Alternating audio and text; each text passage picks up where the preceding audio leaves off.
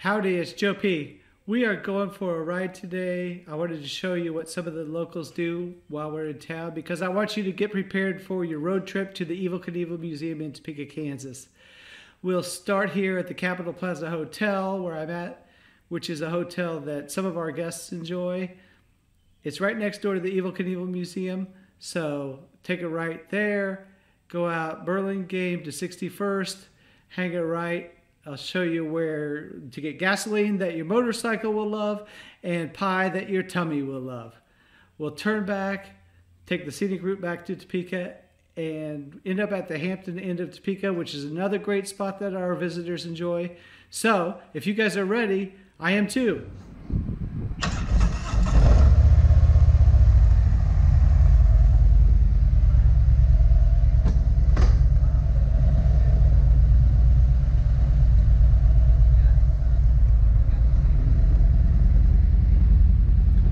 This is the Kansas Expo Center where we have a lot of events. Almost every single weekend there will be races or demolition derbies or wrestling tournaments or sometimes professional wrestling. It's a blast.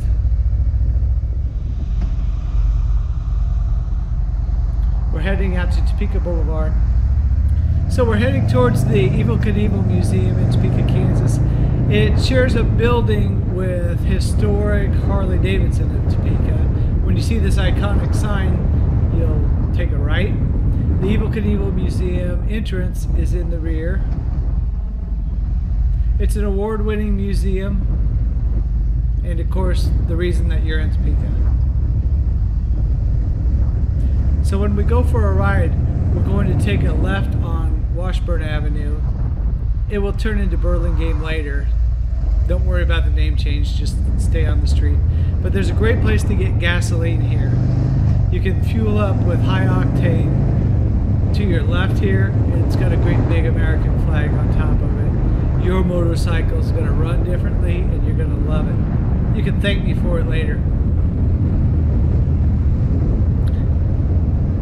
So we head out on Burlingame as far as it goes. It turns into 61st Street here at this curve. Windy out today.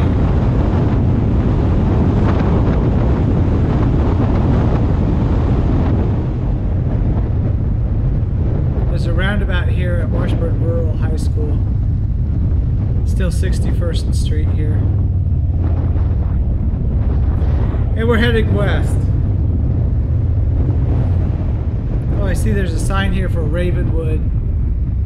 Ravenwood is a great lodge. If you brought your shotgun, we'll head over there and shoot clays. It's just a little jaunt up this road. It's a great place. You'll need to call ahead so you can get reservations to make sure they have a thrower for you. And it is right here where these flags are.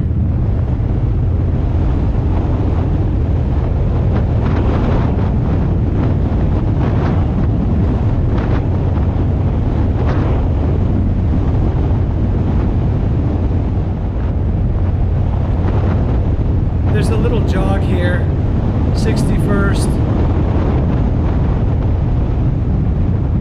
jogs over and becomes 57th.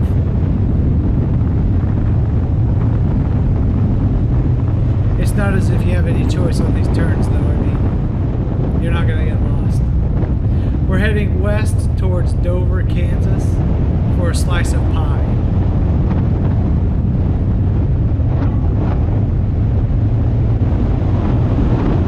Countryside. Look out, bicycler. Beautiful countryside, farms, barns.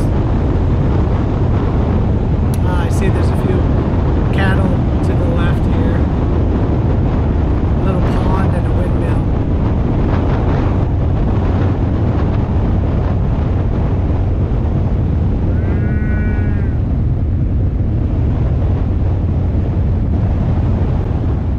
See this church, you know there's pie ahead.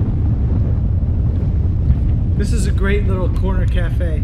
A few years ago it won a contest that Good Morning America had. Its coconut cream pie won the best slice award. I think it was called the Best Slice Challenge, and it's at a crossroads. We're going to turn right at the crossroads and head back to Topeka. Otherwise, you would go forward and enjoy more of the Flint Hills. You could spend hours out there.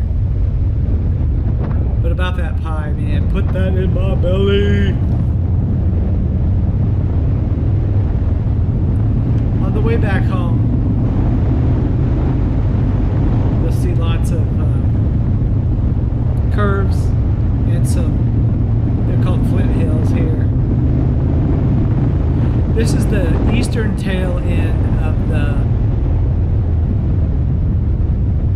Scenic Byway. It's called the Native Stone Scenic Byway.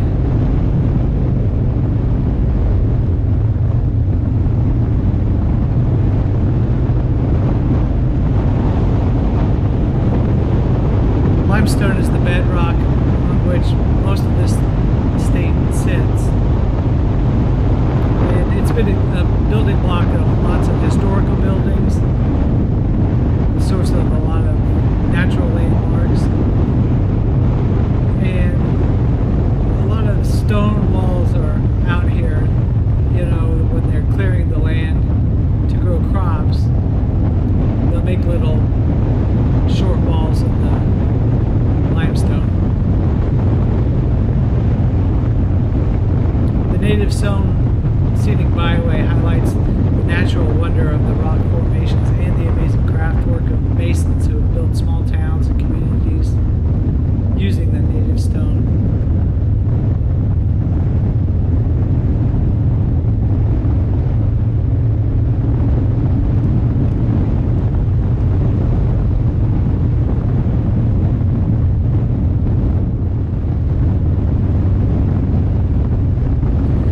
Kept this video short for the essential workers that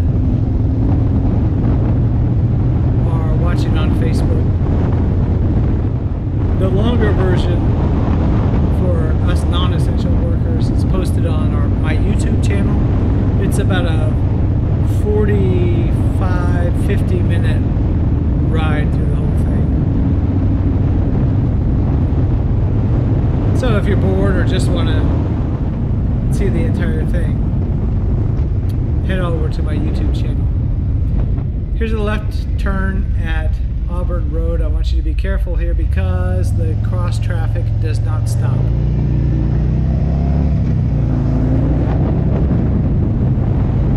We're no longer on the Scenic Byway. We're now on our way back to town. Take a right on 10th Street. 10th Street's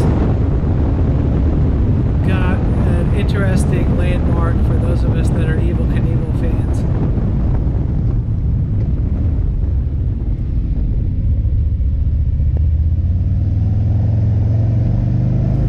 To the left is a little tunnel. It goes over to the W. Clement Stone Nature Center. That's where we take an injured bird when you find one, or an animal that needs some medical help. W. Clement Stone was, of course, a famous philanthropist, but it's right there, we Knievel fans know him as Evel's boss at Chicago Insurance Company. Wave to Bruce.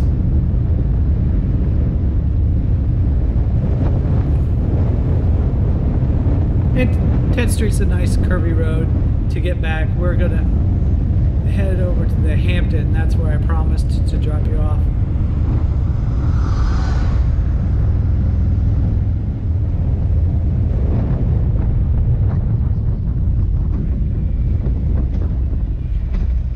Take a right here on Urish.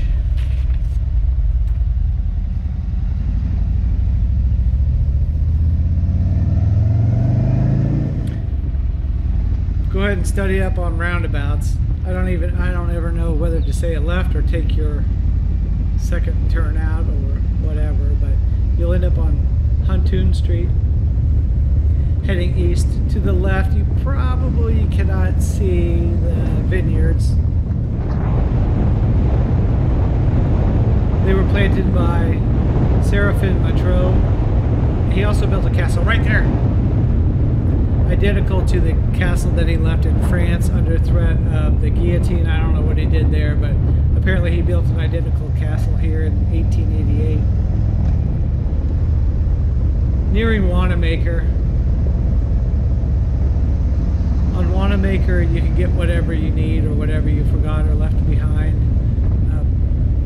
First aid, medical, convenience stores, restaurants, hotels. As you can see, the Home Depot's to the left. And there's another hotel up here to the right.